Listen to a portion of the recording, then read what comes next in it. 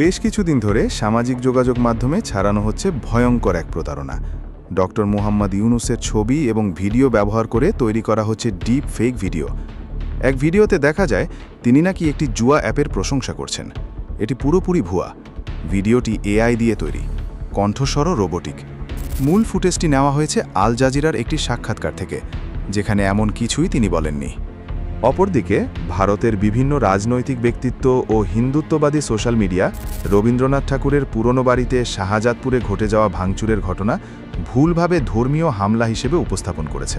সিরাজগঞ্জের কাচারি বাড়িটাও ভেঙে তছনছ করে দিয়েছে। তবে বাংলাদেশ সরকার জানিয়েছে যে এটি একটি স্থানীয় বিরোধের ফলস্বরূপ ঘটেছে, কোনো রাজনৈতিক বা ধর্মীয় উদ্দেশ্য ছিল না।